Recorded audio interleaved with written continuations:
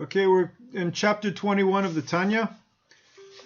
This is called again, it's the shorter way. Up to chapter 18 was the longer way, now it's the shorter way. Chapter 21. Midat HaKadosh Baruch Hu. Sorry, I know I shouldn't touch my face when I'm teaching Tanya. Okay.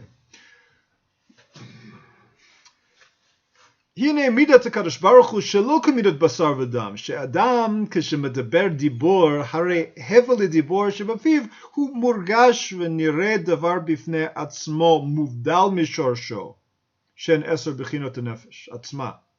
So, when a person speaks, he speaks and the word is separate from the person. If the word goes out, it's gone. It's lahavdil, to make a separation, like the word... Eric Dolphy says about music, once you play a solo, the music is gone, you can never capture it again. So, also with words, and with Elie Wiesel, a great Jew, he said that, the word, once you have the responsibility of the word, it's what Elie Wiesel says is a little bit different from this time. He says, yes, true, the word is separate. Once you say the word, it's gone, and the word you write, the word is separate from the person. Physically, it's separate. The Tanya is referring to a physical property of a human being. He says a word, and the word's gone. The word is not connected to the person the way thought is. But the Elie Wiesel talks about what level of responsibility is required for a speaker or a writer, a human being. What kind of level of responsibility does a human being have? According to Professor Wiesel, he should live long and be well, that it's not just the word that we're responsible for, that what I'm saying, what I do with my words, I have to be responsible for what other people do with my words. I didn't hear this directly from him, but I heard it from his secretary, his assistant secretary, who I dated in college a little bit. Nothing happened. Wow, but I was out of my mind. Anyhow, for reasons unknown to me. Anyhow, she used to talk about, she was a Elie Wiesel addict, and she used to say about how the Professor Wiesel, the demigod, he was how his but it's a very interesting thing how he Professor Wiesel demands in his philosophy a very great level of responsibility. So the word that I write is yes, it is separate from me, and I'm responsible for what I write. But the level that he requires is that you should be so careful with your words that even what other people do with your words, you should be responsible for. So you have to choose your words very carefully. So, but the Baal Tanya is saying in a little different tact. He's saying that yes, the word, the breath comes out, and the word is separate, and it's not the person himself. But HaKadosh Baruch Hu, aval HaKadosh Baruch Hu ein diburo muvdal mimenu yitbarach, chas v'sholom, ki ein devar chutz mimenu v'leit atar panui minei lachen, ein diburo yitbarach ki diburo chas v'sholom, kediborenu, chas v'sholom. He's saying with God, no, God speaks and the world comes into being, so there's no separation between God's words and actions. K'mo she'en machshavato k'machshavatenu k'dichtiv ki lo machshavatai machshavatechem. V'ketiv ken gavhu darki midarkechem. And it says in the Bible, Isaiah said, God spoke through Isaiah, and he said, my thoughts are not your thoughts, and my way is higher above your way. So God thinks and comes into being. There's no separation between the action and God's thoughts. God speaks and it creates. So Lo nikra diborot barach b'shem dibor rak al derech mashal. He says we can't even call it, when we speak, it doesn't create a world the way, I don't say the word bakbuk and magically a bakbuk, a bottle. This is a bakbuk, a bottle, doesn't appear.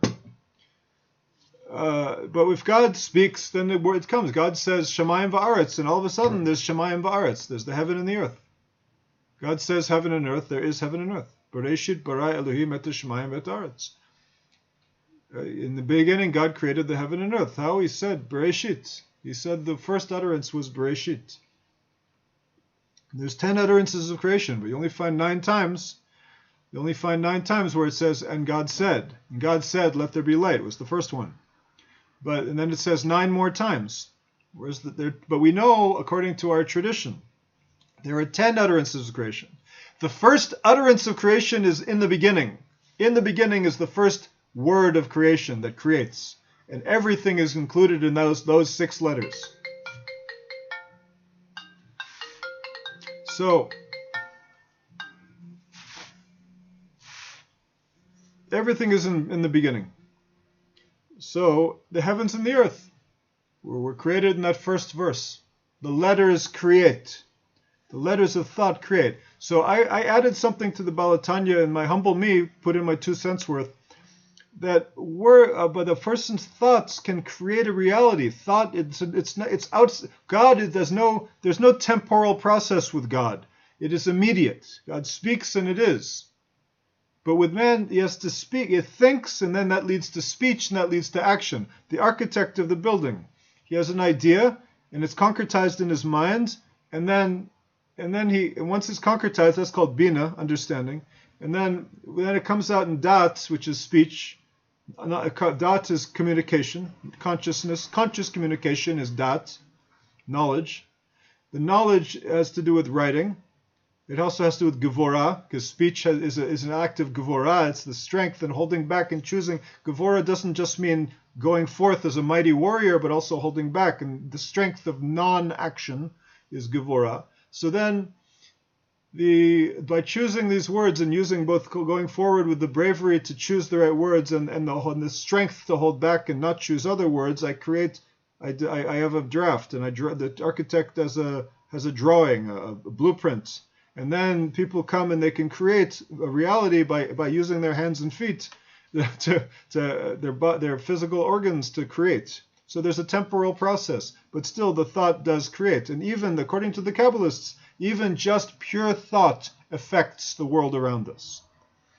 But that's a godly level that is beyond, and it's 1 in a million that can actually key into such a level of creation. But we know when you have a certain thought, everybody knows when you have thoughts around somebody, it creates a feeling. So the most difficult level in Hasidus, if you want to learn Hasidus, you want to know the secrets of the Torah, to serve God with our actions is one level. That's the first. It's relatively easy. Comparatively, it's easy. It's not easy, but comparatively, it's easy to train one's actions. A person gets used to not eating pig. They don't do it. So eventually, it's not an issue. They don't get excited around pig. Then, unless God forbid they're starving, when it would be permitted for them to eat the pig. So that's training action. The higher level is to train one's speech. To serve God with one's speech is a higher level. That's why we have a circumcision of the tongue mentioned in the Torah, not just the lower body, but just circumcising one's actions and doing things one should do and refraining from things one shouldn't. That's the first circumcision. The second one is the speech, circumcising the tongue, and the deepest circumcision is the heart. Now, the heart in Western culture is feeling, and also in the Tanya it has to do with emotion and feeling. But originally, in the ancient Kabbalah, it has to do with thought. Bina belev. The Zohar says Bina is in the heart. Understanding is in the heart. So understanding is actually represented by the heart. So the third and final circumcision is the circumcision of the foreskin of the heart. And only the Tanya says only God will come along and give the Messiah the power to circumcise the heart, meaning to change people's understanding and their whole world by revealing the godliness in the world. That's what the Messiah does. He reveals true godliness in the world. Not like Messiah's X, Y, and Z, but the true Messiah. So then that's it. So that has to do with speech. So thoughts actually do create something. So just to finish up with what the Tanya is saying, that God's thoughts are very different from our thoughts, and God's speech is very different from our speech. And so we shouldn't, the Balatanya has a wonderful new idea. We shouldn't even, it's only a parable that we say speech by a human being, because true speech implies creating with speech. And with us, it's a whole process. The way you speak does create a world, so to speak, a feeling. It creates the words you choose create your world, in a sense, but not in the way of bottle, and the bottle comes into being.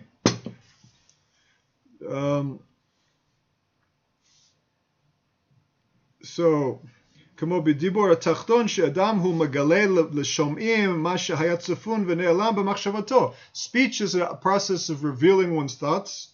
כך למעלה באינסוף ברוך הוא יציאת האור והחיות ממנו יתברך מהלם אל גילוי לברוא עולמות ולהחיותם נקרא בשם דיבור.